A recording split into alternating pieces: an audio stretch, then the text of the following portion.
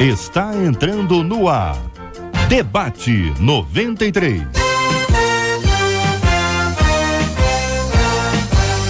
Realização 93 FM.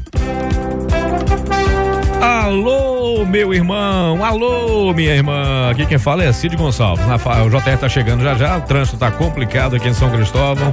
Nunca tá fácil, na verdade, a tendência não é melhorar, pelo menos não por enquanto.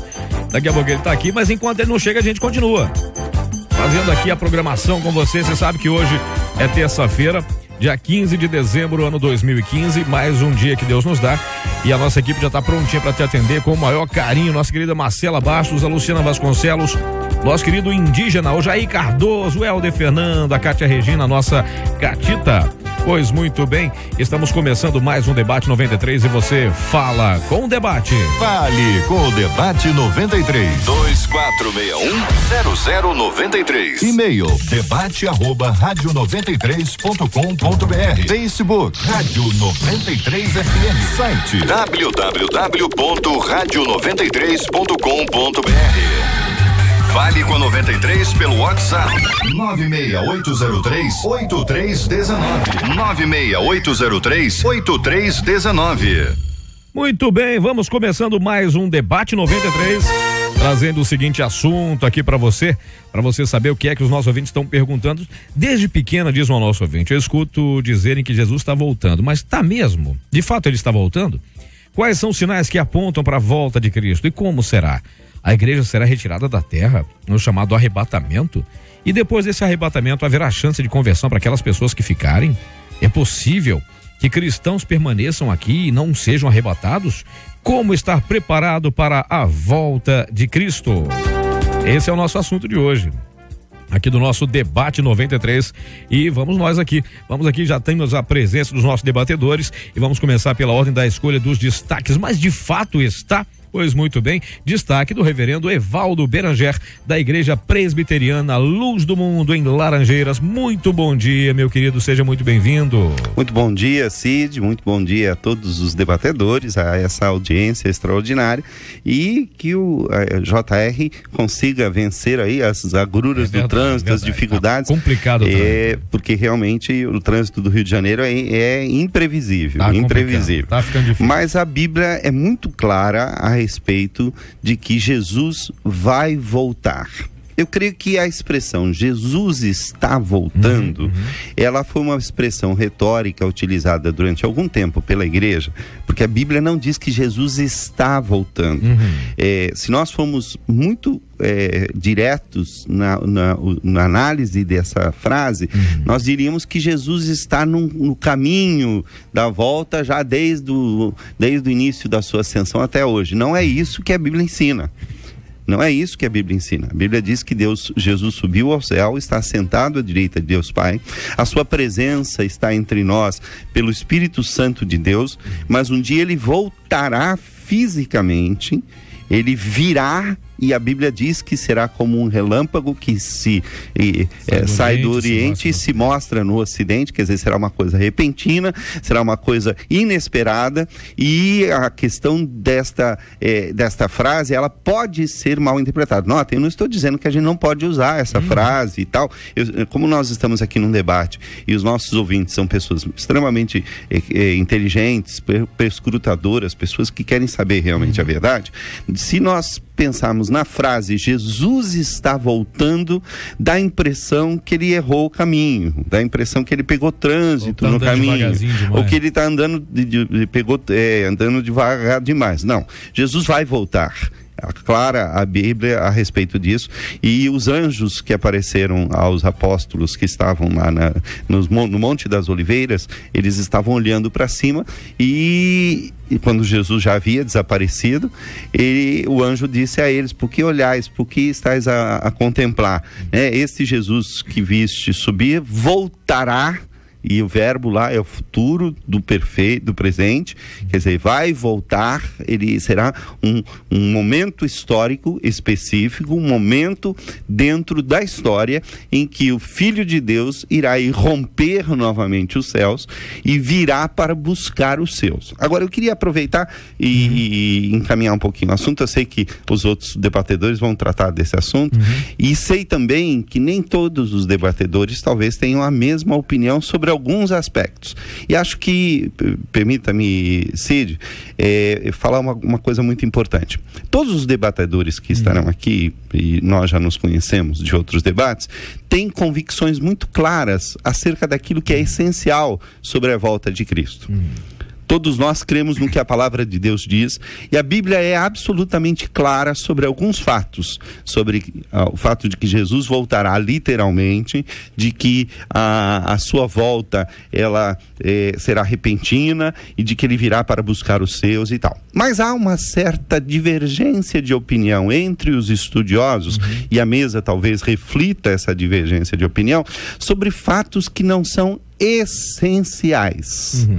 Que não são fatos que estão claramente delineados na Bíblia. São hipóteses, muitas com um embasamento bíblico bastante forte, outras, dependendo da corrente e da maneira de pensar, dependendo de quem fala, diz, não, mas isso não tem base muito bíblica e tal. Então nós poderemos ter, durante o debate, algumas divergências de opinião. Que é normal em debate. Que é saudável. Sempre. Muito saudável, e gente da maior competência. Cada pessoa que está aqui é gente muito séria, que estuda o assunto de maneira muito clara e de maneira muito sem brincar com o assunto, mas pode ser que nós tenhamos divergências quanto a alguns detalhes, mas isso não quer dizer que nós não cremos nas mesmas doutrinas fundamentais da volta de Jesus Cristo. É por isso que quando acontece o debate, são pessoas de diversas denominações, né? Por exemplo, pensamentos diferentes. Por exemplo, está entre nós também meu querido amigo pastor Paulo Afonso Generoso, da Igreja Assembleia de Deus Betel. Muito bom dia, meu pastor, seja muito bem-vindo. Bom dia, Cid, bom dia também para os queridos colegas debatedores, para o povo de Deus ligado na 93. É sempre um prazer, uma alegria estarmos juntos para discutir e debater um assunto que eu amo de coração, que é escatologia. Eu não sou nenhum expert, não sou estudioso no assunto, mas eu gosto da escatologia porque faz parte das disciplinas da teologia sistemática, e por conta disso a gente hoje estará obviamente tratando de um assunto muito sério, que está um pouco esquecido em muitos lugares, mas eu louvo a Deus que ele chega aqui e num bom momento, né, para que a gente debata esse assunto. O reverendo Evaldo já nos disse uma verdade que eu achei fantástica, é o fato dele dizer que Jesus não está voltando, Jesus voltará. Eu amei essa colocação, anotei aqui, Jesus voltará, e é um fato. Por que é um fato a volta de Jesus? Porque se você pegar o Antigo Testamento, há cerca de 1527 referências sobre a volta de Jesus. Sim. E bem como no Novo Testamento, há 318 referências sobre a volta de Jesus. Então a volta de Jesus é um fato. Agora, não se discute, porque a Bíblia, ela trata essa questão com muita preponderância, com muita contundência. Por quê? Porque é uma realidade. Jesus precisa cumprir os seus 3 ministérios que lhe foram dados por Deus. Quando ele estava na terra, ele era profeta, e a Bíblia diz claramente que ele era um profeta, e ele mesmo disse isso, e o pessoal lá da cidade de Naim disse isso, e quando ele disse está consumado, ele encerra ali o seu ministério profético. Mas ele, como disse o reverendo Evaldo, ele está no céu como sumo sacerdote, e ele está exercendo essa função. Mas chegará um dia também que, entre aspas, é como se ele dissesse: pai, agora eu não serei mais sacerdote, eu serei rei. E a Bíblia diz que ele voltará. E voltará para arrebatar a sua igreja, a sua noiva, para levá-la, para estar com ele. Porque quando a Bíblia diz lá em Apocalipse 1:7, eis que vem o Senhor, eis que vem o Senhor com seus santos, e o céu se abre e ele vem com os seus santos, todo olho verá. ali a igreja vem com ele. Ali já é uma outra fase da vinda, né? Eu acredito que a mesa há de concordar que a volta de Jesus, ela está dividida em duas fases. A primeira fase chamada de arrebatamento e a segunda fase chamada de revelação. Vamos botar esses dois nomes apenas para não ficar falando as palavras gregas, porque muitos dos nossos ouvintes, de repente, querem saber isso. Então, o arrebatamento, que é um fato, que a igreja vai ser arrebatada, e a volta dele propriamente dita, que é quando ele vem com os seus para cumprir uma proposta bíblica, para cumprir o que está na Bíblia, né? Porque Jesus é rei, ele há de reinar. Sim. Isso para se cumprir as profecias, inclusive lá de Gênesis, capítulo 49, versículo 10, quando diz: o cetro não se desviará de Judá. Quando aqueles magos deram aqueles presentes para Jesus, estavam profetizando isso. O ouro, o incenso, a mirra, fala exatamente dos três ministérios de Jesus, do ministério sacerdotal, do ministério profético e do ministério real. Então Jesus volta um dia, mas volta com a igreja. Então essa fase do arrebatamento é a coisa que nós estamos esperando. Eu não estou esperando o fim do mundo, eu não estou esperando o anticristo, eu não estou esperando as consequências que virão sobre o mundo. Eu sei que os sinais estão mais do que notórios. Não precisa nem ser crente. Eu acredito que não precisa nem ser crente para ver isso. Desculpe usar uma expressão um pouco agressiva, chula até, mas assim, a volta de Jesus os sinais da volta de Jesus estão tão na cara que até o ímpio percebe isso. Até o tempo, parece que o tempo está correndo contra o próprio tempo. Eu nunca vi o tempo ser tão curto como... demais, você não dá tempo mais. Né?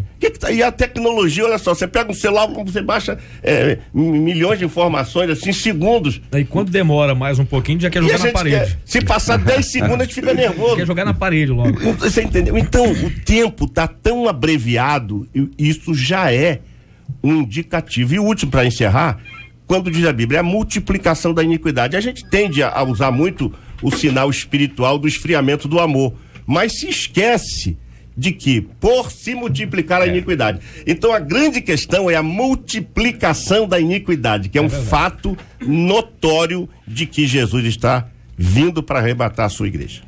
O reverendo Evaldo Beranger vai dar aqui o seu parecer, logo depois chamarei o nosso querido reverendo, que já acabou de chegar aqui também. Apenas o pastor Afonso Celso Generoso é uma pessoa...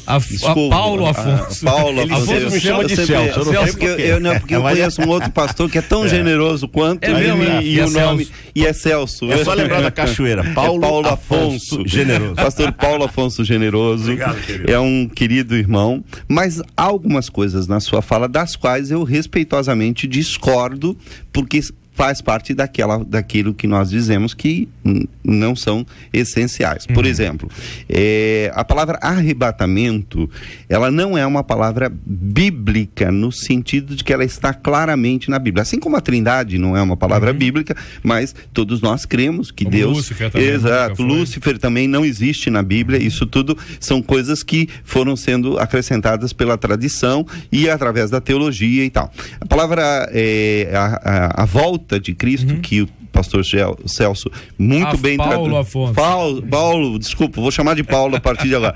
A volta de Cristo que o pastor Paulo muito bem denominou de presença, que é justamente a tradução da palavra grega para isso, que é parousia, ela é realmente bíblica. Arrebatamento é uma doutrina que foi desenvolvida a partir de um único texto da Bíblia, que é o texto de Mateus capítulo 24, versículo 36 em diante. Aí ele começa a tratar do assunto, mas principalmente a partir do versículo 39 e 40. Versículo 49 diz assim: então 2 estarão no campo, um será tomado e deixado o outro. 2 estarão trabalhando no moinho, uma será tomada e deixada a outra. Portanto, vigiai, porque não sabeis em que dia vem o vosso Senhor. Então, e aí a partir disso, então são 2 versículos que deram origem a uma doutrina, que é a chamada doutrina do arrebatamento. A Bíblia é muito clara que Deus vai arrebatar a sua igreja e que ela será tirada da terra antes que venha a destruição. Existem correntes diferentes acerca desse assunto. A corrente que eu creio e que eu acredito, creio que o pastor Paulo poderá falar muito bem da corrente que ele crê e que ele acredita, porque ele é competente para isso, mas a corrente que eu creio, crê que a igreja, o povo de Deus será tirado da terra, arrebatado da terra, mas o fim virá imediatamente após, como no caso da retirada de Ló e sua família lá da cidade de Sodoma e Gomorra. Eu não creio num espaço entre o arrebatamento e a volta efetiva. Por quê? Essa é uma coisa sequente à outra. Eu acho que elas são quase que imediatas, elas são subsequentes, porque o primeiro ele tira a igreja, então virá o fim. A doutrina do arrebatamento coloca aí um espaço, alguns acham que será de 7 anos, outros acham que esse tempo é simbólico, existem várias correntes diferentes acerca desse assunto e tal, mas o importante é que os arrebatacionistas, não sei se essa é a palavra correta, eles são pré-tribulacionistas, em geral, alguns são pós-tribulacionistas, isso tudo faz parte dessas doutrinas todas, mas creem que Jesus virá secretamente, como ladrão da noite, inclusive é o versículo 42, né? Virá como um ladrão da noite, tirará sua igreja em secreto, no dia seguinte ou naquele mesmo momento todos acordarão e perceberão que 1/3 da população mundial sumiu e tal. Então eu já questiono se o arrebatamento é secreto, né? Quer dizer, não é tão secreto assim, se ele é desse jeito. E então haverá um período de acordo entre as potências, surge o anticristo já estará presente, mas ninguém o perceberá. No meio desse acordo se quebrará essa aliança com o anticristo e aí ele vai mostrar toda a sua maldade e, na maioria das correntes, 7 anos depois, Cristo voltará. Bom, nesse caso fica complicado da gente entender que ninguém sabe qual é a volta de Cristo, porque basta você contar a partir do arrebatamento, 7 anos, e você saberá qual é o dia da volta de Cristo. A pergunta da nossa ouvinte está baseada justamente num estudo da doutrina do arrebatamento. Eu creio, e aí, com todo respeito ao pastor Paulo e aqueles que creem diferente de mim, por favor, esta é uma coisa que eu considero não essencial.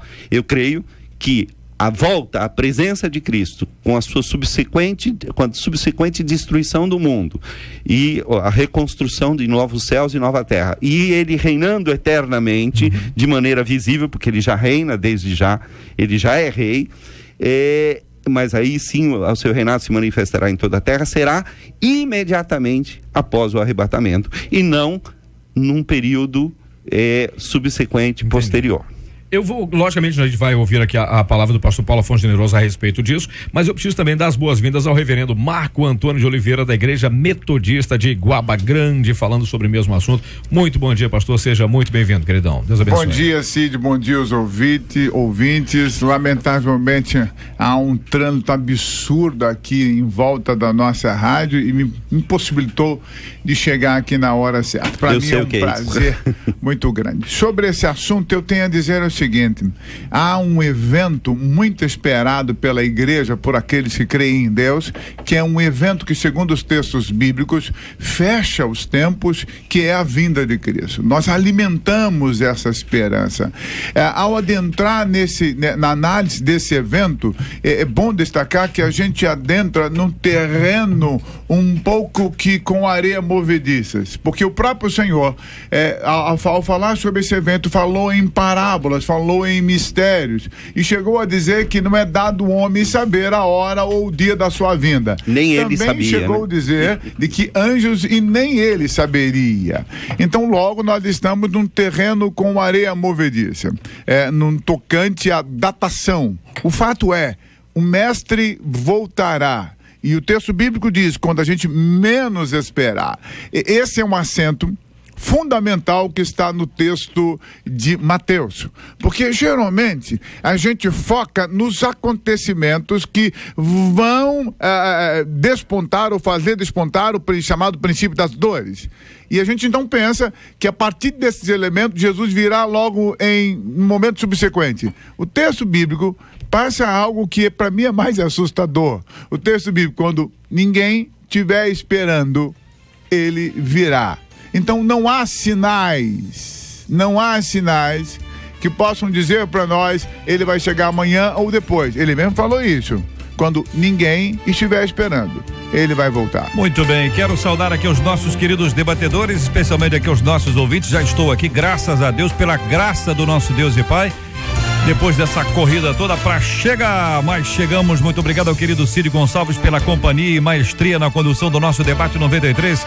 Vamos à nossa pesquisa e voltamos já já. Pesquisa 93. Marcela, bom dia. Bom dia, JR, ouvintes debatedores. Pesquisa é a seguinte: você costuma estudar o Apocalipse, sim ou não? 50% dos nossos ouvintes por telefone estudam, 50% deles não estudam. E 78% deles no nosso site dizem que não estudam, não. Muito obrigado, Marcela Bastos. Queridos companheiros aqui, Pastor Paulo, Reverendo Marco, Reverendo Evaldo. O ouvinte fala sobre estudar. Quando a gente falava sobre estudar o Apocalipse há algum tempo, não sei se vocês estão de acordo, nós líamos a Bíblia. É verdade. Ultimamente, estudar o Apocalipse para muita gente é ver um vídeo. Não, Pastor Paulo, ler um artigo de alguém, ou seja, é uma água já, desculpa, ouvinte, mas é uma água já bebida, né? É uma comida já mastigada. E nós temos o pleno acesso à palavra. Isso não quer dizer que a gente não possa ter acesso aos livros. Muitos livros, evidentemente, são comentários da mesma forma que os comentários que estão ali. Mas algumas pessoas acabam comprando um produto, comprando entre aspas aqui, que poderia ser um pouco mais destrinchado. Eu digo isso porque admiro muito a pessoa que vai à fonte, que pesquisa, que dialoga, que busca alternativas. E aí, depois disso, vai ter a sua conclusão. Evidentemente, se você é parte da igreja A igreja A já deve ter um posicionamento sobre esse assunto. É direito seu discordar, evidentemente, tá na igreja A. Olha, eu concordo com tudo. Mas com esse aspecto eu discordo. Não tem que trocar de igreja porque discorda desse ponto. Afinal de contas, você para entrar na igreja, a não ser que se para entrar na igreja, você teve que dizer que você concorda com isso ou que você discorda disso. Se teve que dizer e mentiu, aí o negócio tá estranho. Mas do contrário, ainda não. Então aqui os nossos ouvintes continuam aqui se posicionando, uma delas dizendo aqui no WhatsApp: é verdade que após 1000 anos voltaremos para reinar nessa terra? Eu acho que não estamos nem de acordo nem com a saída, né? Quanto mais com a volta. Não é isso? Pelo que eu estou entendendo aqui, nós temos aqui uma divergência quanto, nós temos aqui uma convicção, e nisso nós estamos juntos: haverá a volta de Cristo. Isso. Foi acentuado aqui que não temos conhecimento do dia e da hora. Foi mais acentuado ainda que será de repente, como um relâmpago que sai do Oriente e se mostra no Ocidente, assim é de ser a vinda do Filho do Homem. É o que diz a palavra do nosso Deus. Então nós estamos falando sobre vinda, nós estamos falando sobre volta, porque nós estamos aqui testemunhando a primeira vinda dele. Muito bem. Jesus Cristo foi assunto aos céus diante dos discípulos e da multidão que ali estava. Todo mundo perplexo, disse: olha, varões galileus, esse que está subindo é o mesmo que voltará.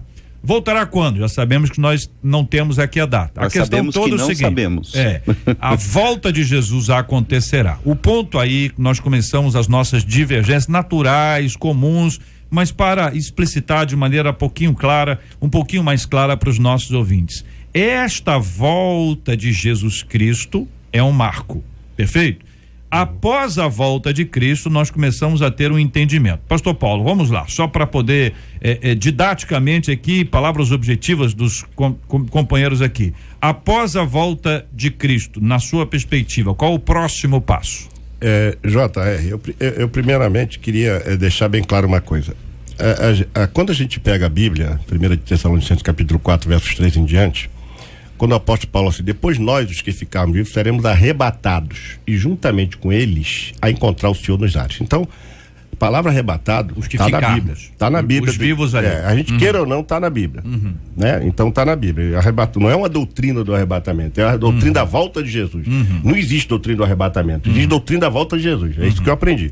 Então, assim, eu gostaria também de não discutir o assunto, porque senão a gente não chega a uma conclusão. É mais fácil o ouvinte de lá tirar as conclusões. Por isso que eu estou pedindo exatamente. Por isso que eu digo assim, a volta de Jesus, na percepção que eu tenho da Bíblia e da leitura que eu faço da Bíblia há muitos anos, é que Jesus volta.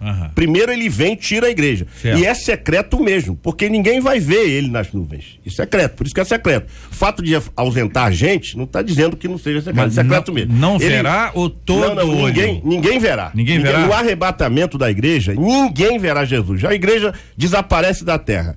Isso, se você quiser classificar como a volta de Jesus, tudo bem. Né? A gente divide isso, mas eu uma vez cheguei a dizer aqui na rádio que a volta de Jesus é uma só.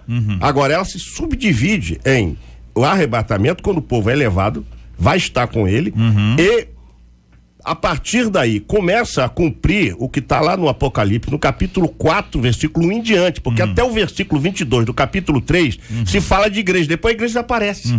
Aí começa o capítulo 4 e começa a contar toda uma história, as coisas que hão de acontecer, que o relato do Apocalipse é de fatos que aconteceram após o arrebatamento da igreja. Seguidamente, diz o Apocalipse 1:7, eis que vem com as nuvens, e todo olho verá, até os mesmos que o transpassaram. Apocalipse 1:7. Judas também, lá na sua epístola, ele diz assim, eis que é vindo o Senhor com milhares dos seus santos. Então, se a gente não está lá, como é que a gente vai voltar com ele? Como é que a gente vai voltar com ele? Então, peraí, vamos lá. Então, é claro que primeiro... A volta de Cristo aqui, só para poder pontuar e ouvir os meninos também, os outros meninos aqui da nossa mesa. Gostou? Foi bom? Já a inspiração apocalíptica. Já ganhei o dia. Entendeu? Uma questão de revelação, né? Vamos lá, pastor Paulo. Duas pessoas. O senhor disse que o senhor defende uma única volta, a interpretação da única volta de Cristo, mas ela se subdivide. A primeira sobe a igreja, os eleitos de Deus, amados de Deus, sobe a igreja, e as pessoas não verão, ou seja, onde tem 2 vai ficar 1, onde tem 3 vai ficar aquele impacto. Muito bem.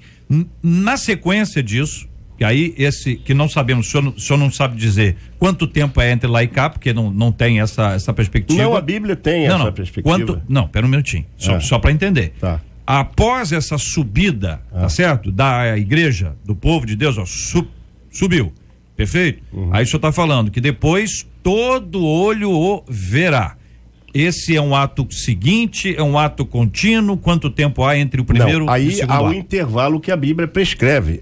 Lá em Daniel, no capítulo 9, a partir do versículo 25, quando fala sobre as 70 semanas de Daniel, ali está muito claro, se você dividir aquilo em 3 partes, de 62 semanas, mais as 7 semanas, mais uma semana que fica ausente, que é a 70ª semana de Daniel, que é chamada também de a grande aflição de Jacó, a grande tribulação, o período o período terrível que há de vir sobre a terra. Tem vários nomes da chamada grande tribulação. E se você pegar o capítulo 9, você vai ver então o seguinte, que a Bíblia diz assim, quem são esses? Esses são os que vieram da grande tribulação. Quanto tempo, pastor? São 7 anos. 7 anos após o arrebatamento da igreja, vai iniciar aqui na terra um período de 7 anos da chamada grande tribulação. O que o senhor lê como 70 semanas, o senhor traduz como 7 anos. Não é assim. É porque ela começa desde o ano 486 a.C. Eu quero só entender, para ficar claro pro ouvinte. A 70ª então, semana. São 7 anos. 7 anos da grande tribulação. Então o senhor está dizendo que entre aquela vinda que ninguém vê, que a igreja sobe, e a vinda que todo mundo vê, inclusive os que o traspassaram, nós temos um período de 7 anos. Isso. Vou dar um corte aqui. Okay. Pastor Marco Antônio, vamos lá. Sou posicionamento sobre até aqui. Gente, até aqui. Senão não tem jeito de entender. Eu vou dizer o seguinte: a Bíblia parece, em algum momento, depende do óculos hermenêutico que eu uso, parece atestar o que o pastor Paulo está dizendo. Parece. Mas se eu usar um outro óculos, é o chamado pré-milenismo, nós estamos trabalhando aqui, é chamado doutrina da dispensação ou do pré-milenismo, ou do milenianismo, ou do pós-milenismo. Ou amilenismo. Se a gente usar um outro óculo, eu posso dizer que todos esses acontecimentos já se realizaram. Logo, eu prefiro ficar com o texto bíblico. O texto bíblico... O pastor Paulo citou vários, hein? Ele não está contra a Bíblia, não. Não estou dizendo isso. Estou dizendo que a análise que o pastor fez, que foi muito interessante, toda essa análise corrobora para essa ideia. Óbvio que ele bebe de uma teologia, assim como nós também. Mas eu vou a um texto bíblico que não dá margem para fazer isso. Nenhum malabarismo, nenhuma penetração em áreas estranhas, porque ele é muito inciso, muito incisivo. Ele diz o seguinte, Mateus capítulo 24, 30, diz: então aparecerá no céu o sinal do Filho do Homem, e todas as tribos da terra se lamentarão e verão o Filho do Homem vindo sobre as nuvens do céu com poder e grande glória. 31. E ele enviará os anjos com rijo clamor de trombeta, os quais ajuntarão os seus escolhidos desde os 4 ventos, de uma a outra extremidade do céu. Logo, nós estamos diante do impasse.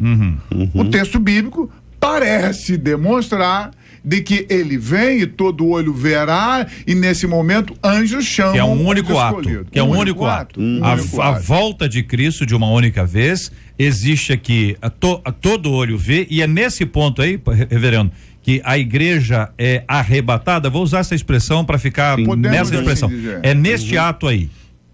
E aí, se você na sua opinião, confirmar isso, você tem lá em 1 Tessalonicenses 4, o apóstolo Paulo, que é um camarada com pés no chão, ele não querendo entrar nessas escolas dispensacionistas, aliás, ele vai não existia dizer, ainda, né? Mas de certa forma já existia lá entre os judeus, né? Os catológicos, as seitas essênicas e tudo mais. Você vai perceber no próprio texto bíblico alguns irmãos que acreditavam para a vinda iminente do Senhor. Que ele já tinha voltado. Ele já tinha voltado. O apóstolo Paulo vai dizer: ficaremos para sempre com o Senhor. Ele encerra a história. A história encerra com a vinda de Cristo. Inicia-se um novo momento e ponto final, é o que a Bíblia diz. Caminhamos até, reverendo Evaldo, até aqui. Ótimo. JR, é muito importante a gente relembrar o seguinte, que vai depender de como nós trabalhamos o texto bíblico, que nós todos aqui estamos dentro da Bíblia. Pastor Paulo está baseado na Bíblia. Os nossos irmãos todos, ninguém aqui está fora da Bíblia. A questão é como é que nós colocamos essas coisas e tal. O que algumas correntes fazem é justamente interromper um texto aqui, vamos para o Apocalipse lá, e volta agora, vamos para Daniel e tal. Não. Nós temos que, a minha maneira de pensar é que nós temos que trabalhar o texto todo. Em Mateus 24, o pastor acabou de dizer claramente aqui que o sinal aparecerá no céu, todo olho verá, então ele mandará para buscar os seus, os anjos e tudo isso. Eu havia dito anteriormente, e pastor Paulo reagiu a isso, claro. Eu havia dito que a palavra arrebatamento não está na Bíblia. Reverendo Evaldo, sem cortar o senhor é absoluto, é porque eu tô tentando, eu estava acompanhando. É só para ser didático aqui, para o ouvinte acompanhar. Se eu entendi bem, o senhor entende que a palavra exista, mas não o conceito que ele está defendendo como arrebatamento, o senhor entende que esse conceito não existe. Exatamente, é isso que eu queria dizer. Eu entendi. A palavra, e eu disse que, embora certas palavras não existam na Bíblia, o conceito pode existir. Trindade, não há dúvida quanto a isso. Quando se diz lá que Judas fala que virá o Senhor com seus santos, nós temos que ler o texto como ele realmente está escrito. Ele está escrito assim: virá o Senhor com suas santas miríades. A palavra miríade é usada sempre na Bíblia para anjos. E não necessariamente, note bem, não estou dizendo que não, mas nós não podemos simplesmente tirar do texto de Judas a ideia de que os que foram arrebatados antes vão voltar com Jesus, porque o que o texto está dizendo pode ser interpretado das duas maneiras. Pode ser interpretado: voltará com seus santos, que são santos salvos, a igreja ou será seria a igreja triunfante, poderia ser os que já tinham morrido, ou pode ser voltar ao Senhor com os seus santos, as suas santas miríades. Miríades pode ser anjos na Bíblia. Então, para que a gente seja muito claro, a série dos eventos é a seguinte: Cristo volta, todo olho verá, todos verão, a igreja será retirada, arrebatada da terra, e então virá o fim. Ok. Então, nesse ponto, nós temos aqui a descrição dos companheiros sobre esse assunto. É essa a ideia. Cada um descreve, aponta seu posicionamento, o ouvinte está acompanhando. Todos os três estão apresentando os fundamentos bíblicos e a reflexão vai ser da parte dos nossos ouvintes. Ok. Então, nós estamos aqui com 2 pontos agora que nós vamos ter que entrar entre um e outro ponto. Quando se fala sobre julgamento e quando se fala de oportunidade, né? O texto que a nossa ouvinte nos fala, ela fala sobre uma outra oportunidade que aparentemente tem e aparentemente não tem.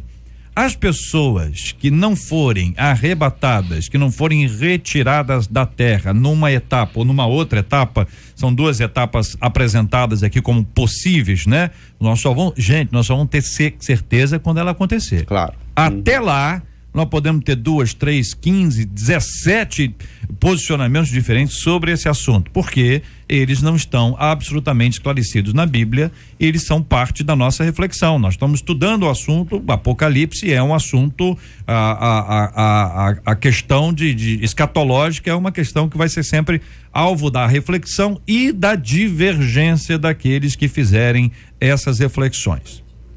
Muito bem. O ponto agora é o seguinte, a questão do julgamento. Como acontecerá o julgamento? E a segunda etapa é, as pessoas terão uma outra oportunidade, e aí nós já entramos dentro do assunto do milênio, se teremos ou não, e aí é um posicionamento claro, é lúcido, olha, meu posicionamento é esse, não vamos ter. Meu posicionamento é, nós vamos ter. Meu posicionamento pode ser, já tivemos. Qual é o posicionamento do pastor Paulo Afonso? JR, primeiro eu queria citar o texto de Apocalipse, capítulo de número 7, quando João viu uma multidão a qual ninguém podia contar, e de todas as nações e tribos, línguas, povos, estavam diante do Cordeiro trajando vestidos brancos e clamavam salvação ao nosso Deus. E alguém perguntou, mas quem são esses? Esses daí são os que vieram da grande tribulação. Preste atenção, capítulo 3, versículo 22, encerra uma parte. A igreja não é mais mencionada. Só nesse versículo aparece essa multidão. De onde veio essa multidão? Eles tiveram, obviamente, e aqui diz o texto claramente que eles vieram da grande tribulação.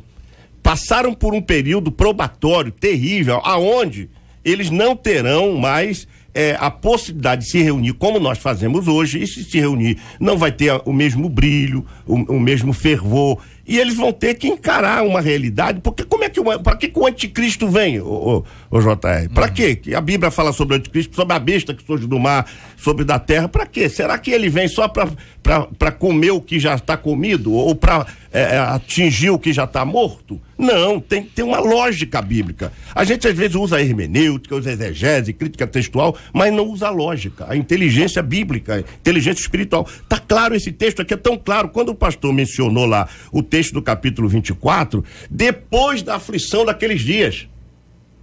Por quê? Você acha que Deus, aquelas pessoas que passaram que não foram arrebatadas, porque um será tomado, o outro ficará. Então será que estamos dividindo o mundo em 50%, salvo 50% perdido? Não. Então a gente tem que entender o seguinte, a Bíblia tem uma lógica sequencial, a escatologia tem uma lógica, é o arrebatamento, a grande tribulação, depois da grande tribulação é a volta propriamente dele com os santos, a implantação do milênio. Aí a Bíblia, isso está tão claro para mim, como beber água, JR, não vejo nenhuma dificuldade. Agora, eu respeito a interpretação divergente, mas eu não consigo, com toda a honestidade, encontrar esses argumentos dentro da Bíblia, porque quando eu jogo aqui para dentro, eles se divergem. Marco Antônio. O pastor citou o texto de Mateus. O texto de Mateus é muito claro. O texto de Mateus coloca esses acontecimentos de perseguição naquilo que ele chama de princípio das dores. Ele chama de princípio das dores. Exato. E aí esse princípio das dores vai culminar com a vinda do Senhor. E novamente voltando ao texto de Apocalipse, o texto de Apocalipse fala de santos que estavam no Senhor e que vieram da grande tribulação. Se eu novamente entender essa grande tribulação com um acontecimento que virá após a vinda, a análise é correta. O senhor me permite só uma parte? Eu concordo com o senhor. Não, eu concordo com o senhor. Pode voltar. Quando o senhor diz sobre a vinda de Jesus aqui em Mateus 24, deixa eu terminar, concordo pastor. plenamente isso aqui. Só Eu não tenho nenhuma dúvida disso que o senhor está dizendo. Não, ótimo. Pois bem, se eu então analisar esse texto de Apocalipse citado pelo pastor Afonso Generoso como algo que vai acontecer, está corretíssimo. Mas eu posso analisá-lo que João está descrevendo um princípio das dores descrito por Mateus, que foi uma perseguição horrorosa que a igreja viveu. E quando você lê o texto de Atos e as cartas do apóstolo Paulo, você percebe esse assunto em voga, os irmãos pensando assim, olha, o Senhor está vindo. Houve um período da igreja tão grande, de tanta perseguição, que alguns negaram a fé. Chamavam esse princípio, historicamente sempre chamou de princípio das dores. Aí a pergunta é, será que esses que não morreram na grande primeira perseguição da igreja, esses que não morreram e que ficaram, terá salvação? Havia uma crença, a partir do primeiro século, final do primeiro século, início do segundo século, de que após a partida dos apóstolos, se inauguraria esse princípio das dores, terrível. E talvez não haveria salvação, porque eles liam o seguinte, o texto de Jesus fala que o amor de muitos esfriaria. Então colocam com essa realidade. E só um último detalhe também. Quando a gente lê o texto bíblico, eu não posso perder de vista aquilo que eu chamo de transversalidade temporal. Esse é um problema seríssimo do texto. Ora, o texto está falando de algo que já aconteceu, em algum momento o texto acentua algo que está acontecendo, e em outro momento o texto parece que vai acentuar um evento futuro. Então essa transversalidade temporal do texto deve ser levado com muito cuidado, caso contrário a gente chega a muitas doutrinas que parecem ser bíblicas, mas na minha avaliação não são. JR e pastores, esse assunto é sempre muito quente, esse assunto é sempre muito apaixonante, e normalmente as pessoas que já estudaram o assunto bastante, como o pastor Paulo, têm convicções muito profundas e muito firmadas, e eu respeito isso, mas eu analiso, eu já fui pré-milenista, eu já criei e aceitei exatamente como o pastor Paulo está falando, mas analisando o texto eu mudei algumas opiniões. Então, a primeira coisa, a leitura que se faz do Apocalipse é muito importante. Se você pegar o Apocalipse e achar que os fatos que são narrados do capítulo 1 até o capítulo 22 são uma sequência temporal, você vai ter uma interpretação.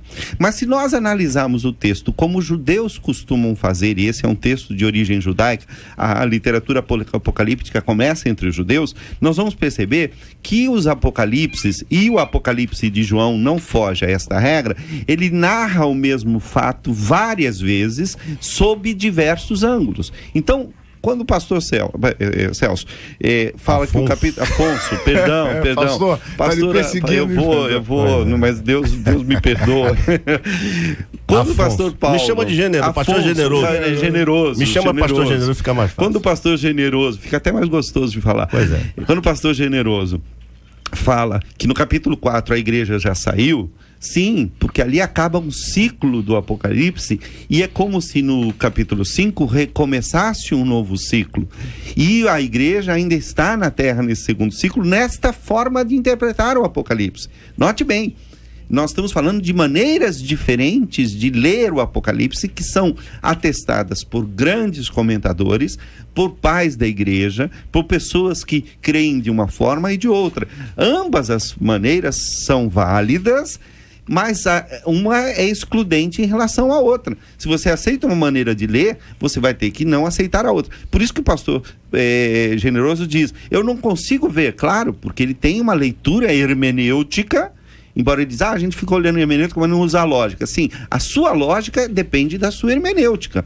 A leitura que eu faço do Apocalipse é uma leitura concêntrica, quer dizer, o Apocalipse é uma sequência de 7 cenas que descrevem os mesmos eventos sob ângulos diferentes, e depois vem uma 8ª cena, que é a cena final da eternidade.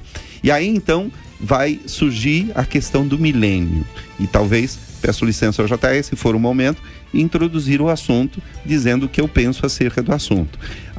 Eu creio que A palavra milênio... A gente nem saiu do arrebatamento, já tá... Não, mas porque o tempo Jota, também acho que corre. deveria deixar esse milênio mais pra diante. Jota, estou Pode. Porque eu gostaria Pode. de fazer uma observação aqui sobre o texto de Mateus 24. O texto de Mateus 24, ele tem uma similaridade com Apocalipse 1:19, quando diz as coisas que viste, as coisas que são e que hão de acontecer. Alguns fatos aqui já aconteceram.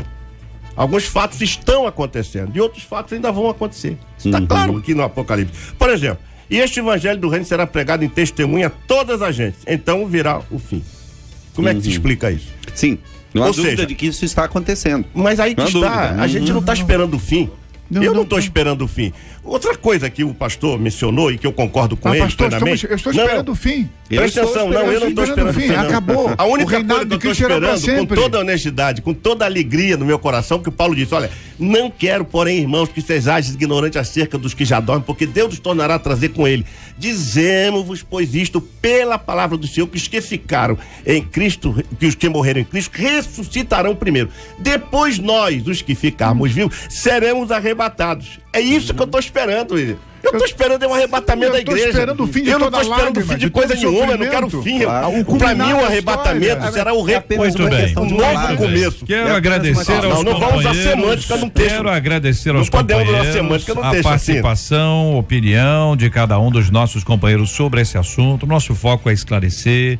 O objetivo é esse, é responder a uma pergunta que o ouvinte fez. A pergunta é do ouvinte e a gente trabalha para atender aqui o ouvinte há tantos anos, para que o nosso ouvinte seja plenamente respondido ou pelo menos parcialmente respondido, e essa parcialmente é o máximo possível para que ele seja atendido nas suas questões. O que nós temos aqui, e aí são opiniões dos companheiros aqui absolutamente claras. Nós temos aqui uma certeza: Jesus Cristo já veio, ele esteve aqui na face da terra, ele pregou a boa nova, que é o evangelho. Isso nós todos estamos de acordo. Estamos de acordo que ele voltará, e a sua volta não é uma volta gratuita, ele voltará para buscar a sua igreja, ele voltará para buscar o seu povo. Como isso vai acontecer? Aí um tem um pensamento, o outro tem um pensamento diferente sobre esse assunto, mas de toda sorte nós sabemos que Jesus Cristo voltará. Eu quero dizer a você, ouvinte, que ainda que você diga assim, poxa, eu não entendi isso, não entendi aquilo, faltou isso, faltou aquilo, e faltará sempre. Isso é um assunto para semanas de discussão, de debate. Ainda é possível que ao final nós sejamos colocados em 2, 3 grupos, porque interpretamos de 2, 3, 4, 5 maneiras diferentes este assunto que aí está. O fato é que prepare-se para a volta de Jesus Cristo. Espere a volta de Jesus Cristo. Cante Maranata, ora vem Senhor Jesus Cristo, porque este tempo, minha gente, chegará.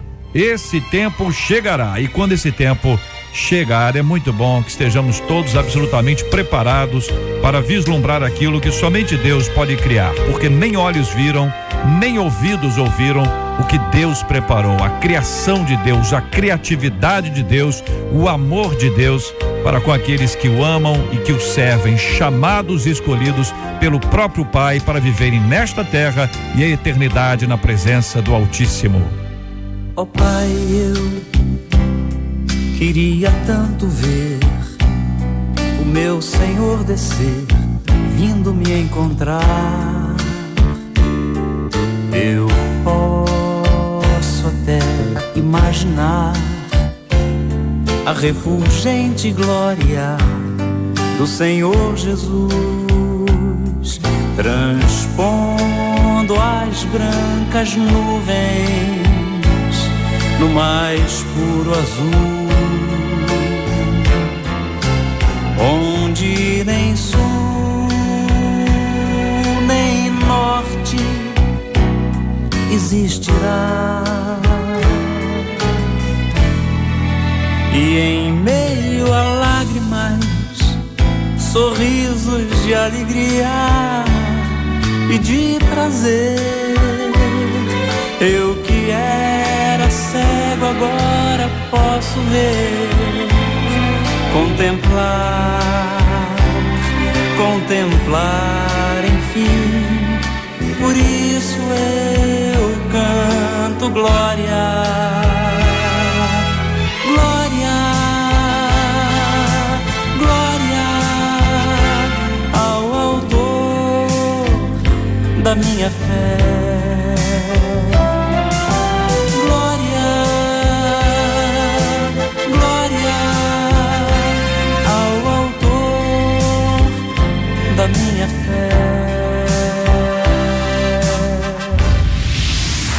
93 FM. J.R. Vargas e o Debate 93.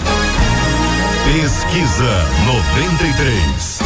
Você costuma estudar o Apocalipse? 55% dos ouvintes por telefone afirmam que estudam. 79% deles no site não estudam. De domingo a sexta, às 11 da manhã. Debate 93. Na 93 FM. Na 93 FM. Ô, minha gente, amanhã nós vamos ter aqui um debate 93 especial e o tema é o seguinte: quem nunca acreditou em alguém que dizia precisar de ajuda e no final era puro fingimento, hein? Já te enganaram alguma vez?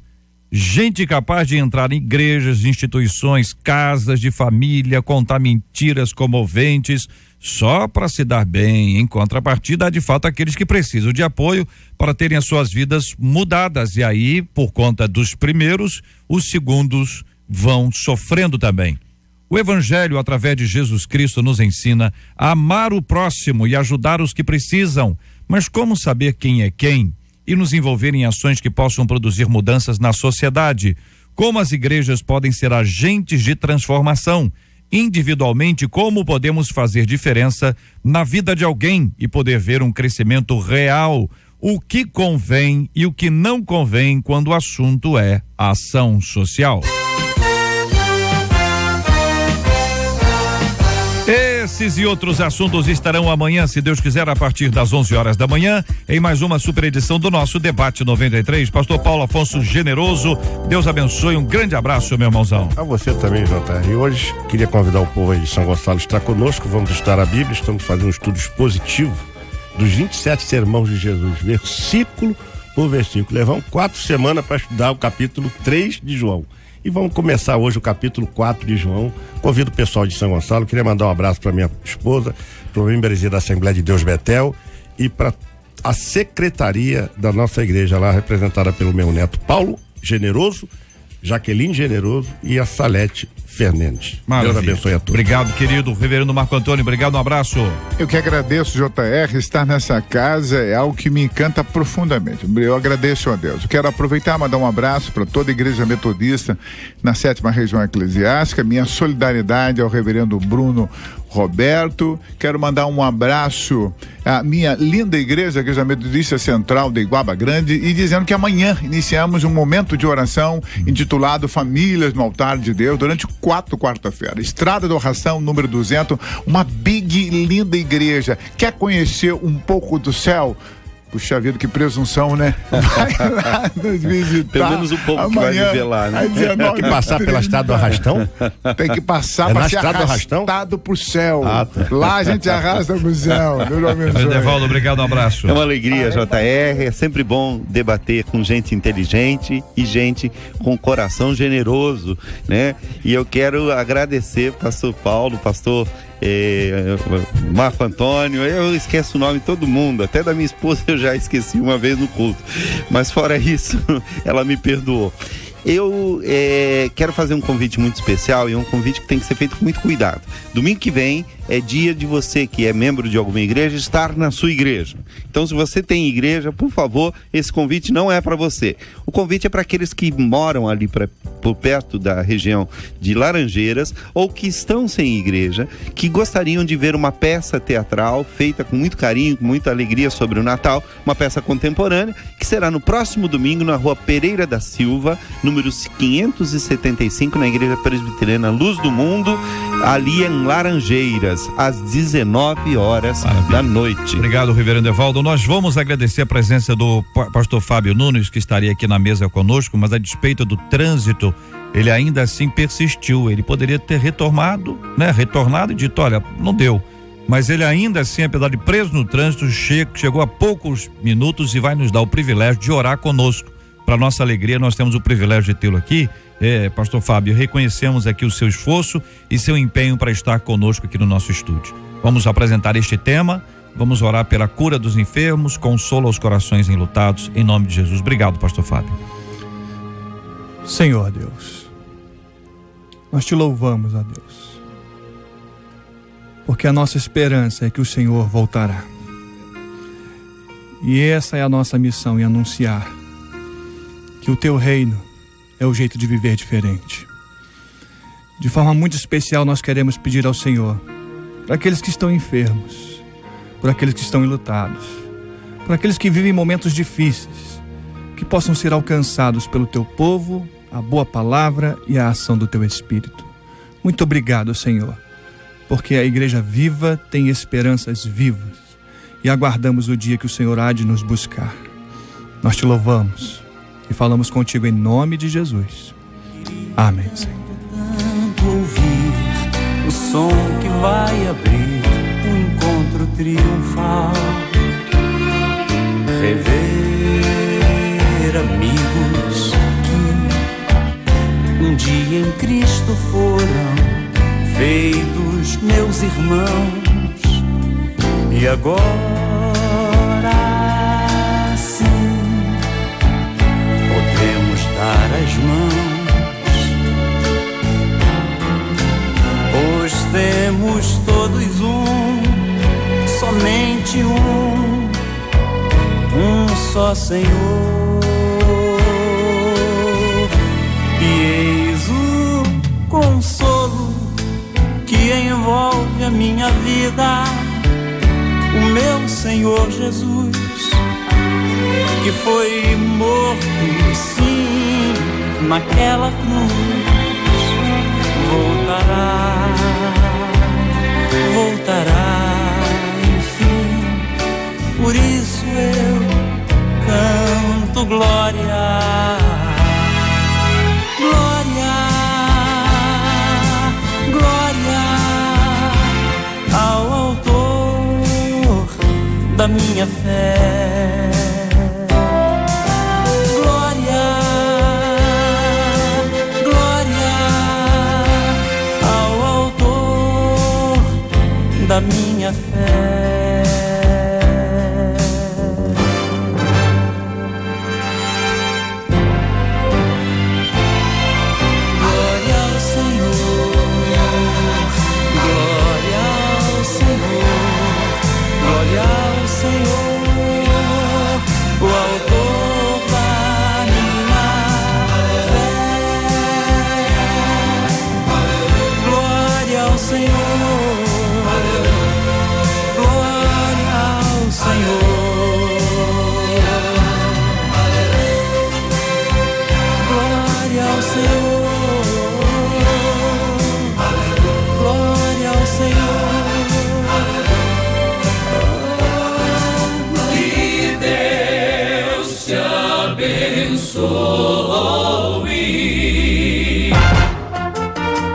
Você acabou de ouvir Debate 93.